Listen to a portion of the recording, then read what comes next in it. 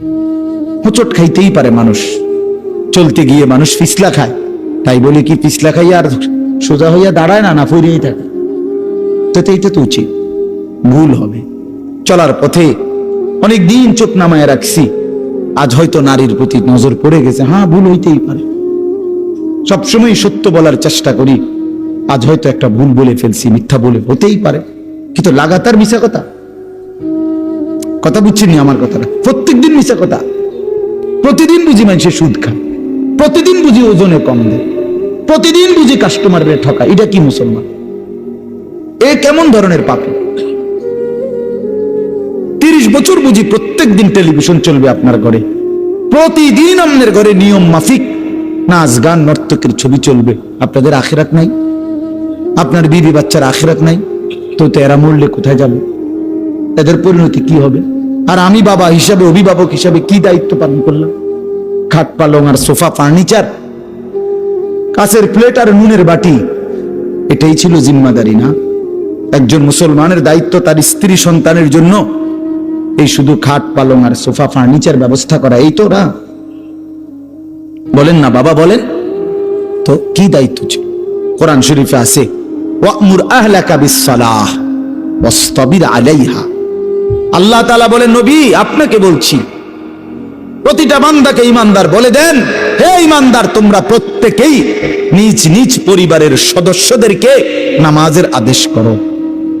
এই যে জিম্মাদারি, আপনার দায়িত্ব কি আল্লাহ বলছে, ওয়াসতাবির আলাইহা, এবং তুমি নিজেও নামাজের উপরে মজবুত থাকো। তো বাত্তারকারী আল্লাহ বলে, লা নাসআলুকা রিজকা, তোমাদেরকে রিজিক দেওয়ার জন্য আমি তোমাদের কারো সাহায্য আমার লাগবে না।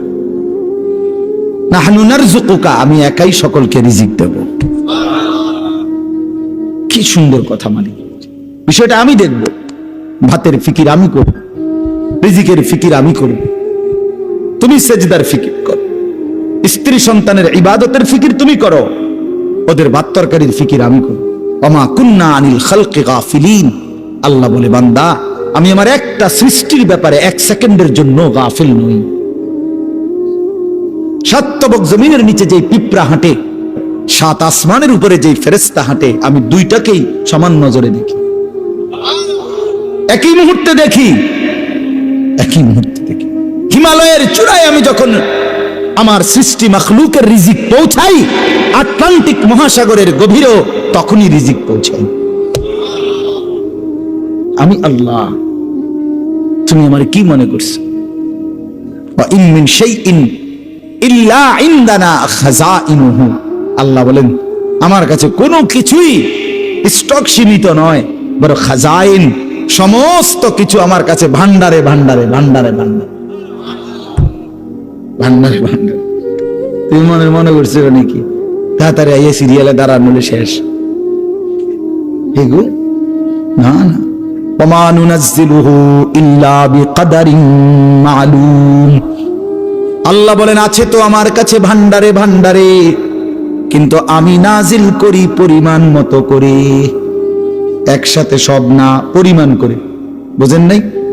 আমি বুঝে কই, মনে করেন আমরা যে অনেক মানুষের চিন্তা, বয়স্ক মাঝ বয়সী লোকের, আরে আমি থাকতে যদি ঘর দুয়ার টাকা পয়সা বাইর করে দিয়ে যেতে না পারি, ফোলাগারে বিদেশ পাঠাইয়া যেমনি পারি, সুদে পারি, কিস্তিতে পারি, হ্যাঁ আমি থাকতে যদি জিফুতের লেগে কিছু ঘর দুয়ার টাকা পয়সার ব্যবস্থা করে দিয়ে যাইতে না পারি, আমি মরলে আহারে তারা কিনবো।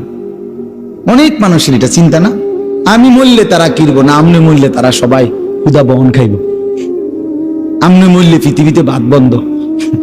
না না, এই শেষ ভাত আমনের আমলে, এরপরে শুধু বন দিয়ে আর চা দিয়ে ভিজে খাবো সবাই, খাবারটাই শুধু একবার খাওয়ান না, নানা আমলেই শুধু পৃথিবীতে কাম কাজ আর সব বন্ধ। এরপরে এই জন্য আল্লাহ বলে, বান্দা রে আমার কাছে আছে, টেনশন করো না, আমার কাছে আছে ভান্ডারে ভান্ডারে, কিন্তু আমি একসাথে দেখলে তো সংরক্ষণ করতে পারবা না।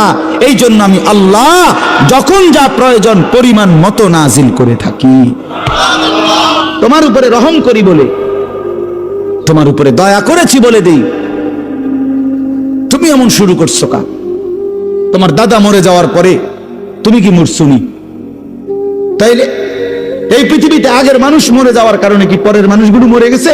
তো আমি মরলে তারা কষ্ট পাইবে কেন? কথা বোঝেন না? গত 100 বছর আগের মানুষ যারা মরে গেছে, 300 বছর আগের যারা মানুষ মরে গেছে, তো তাদের কারণে আমগো কি অসুবিধা হয়েছে?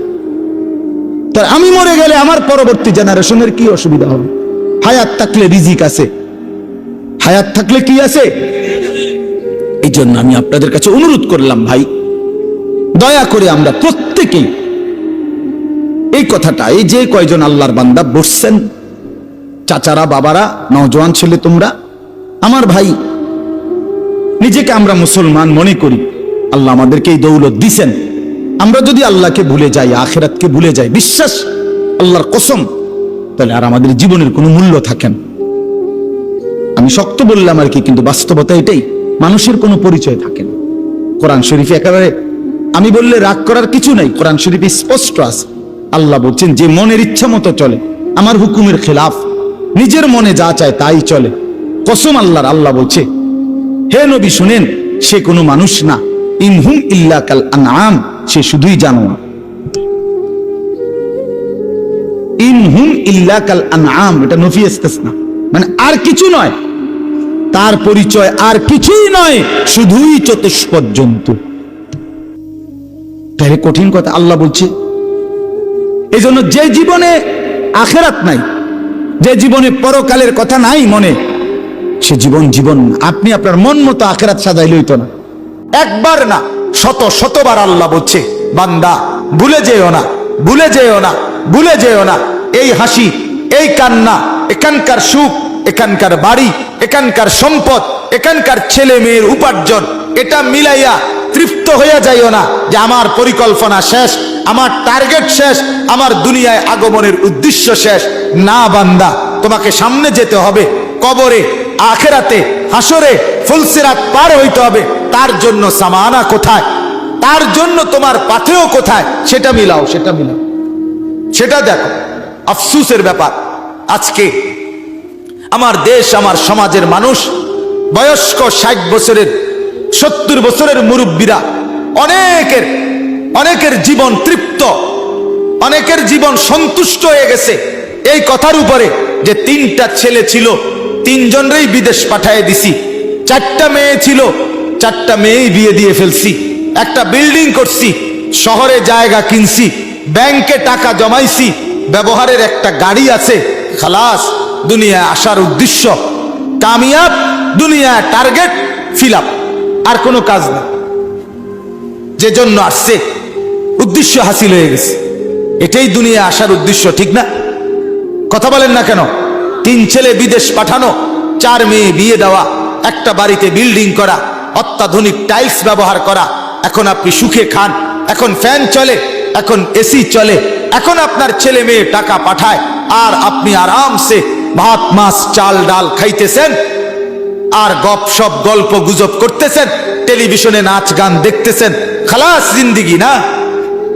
আহ, হায় মুসলমান, এই তো তৃপ্তি।